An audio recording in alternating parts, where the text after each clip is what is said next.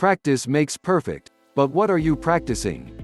In this article I'm going to be talking about a subject that has just recently been brought to my attention. Although Iíve been teaching it a fair bit of recent years. Iíve learned so many new applications for it recently, so Iíve brought it forward.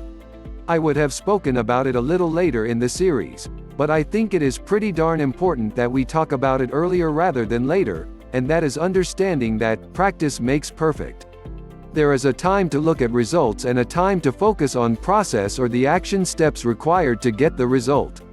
I noticed the importance of this a number of years ago when I began doing work with some of the best junior tennis players in our country. I would be traveling around the country observing and coaching these very talented individuals. I would always ask this question: what is the most important part of your game at this high level of competition?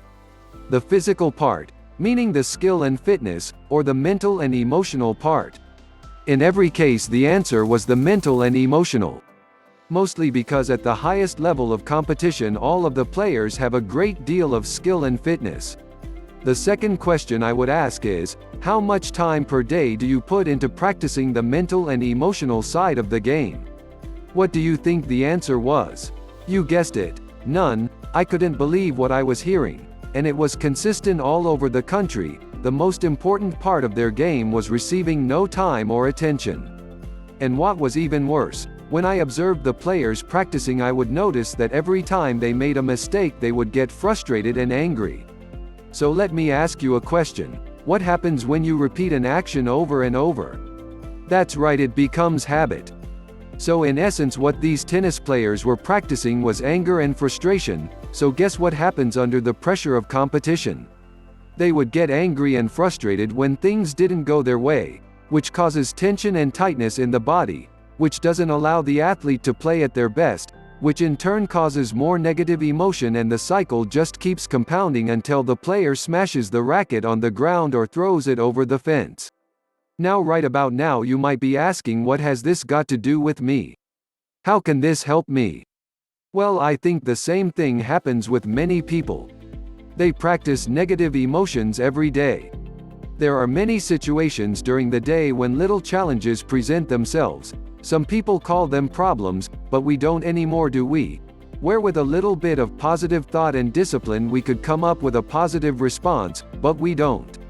We get a tiny bit angry or frustrated. We take the easy way out and let our emotions control us. We have a lazy approach to our emotional mastery. Do you remember the law of the farm? 1 cent doubled every day works out to be almost $11 million. Well, we need to apply this law to our emotional lives. Look at these seemingly insignificant challenges as tremendous opportunities to practice our positive emotions. If you do this at every available opportunity, you will notice yourself having more and more positive responses to life's little challenges. You will amaze yourself at how different your emotional responses can be even under the most trying circumstances. So continue to ask yourself the question, what emotions am I practicing? Because practice does make perfect, but what do you want to make perfect? Your negative emotions? I think not. So let's make sure we are practicing the good stuff.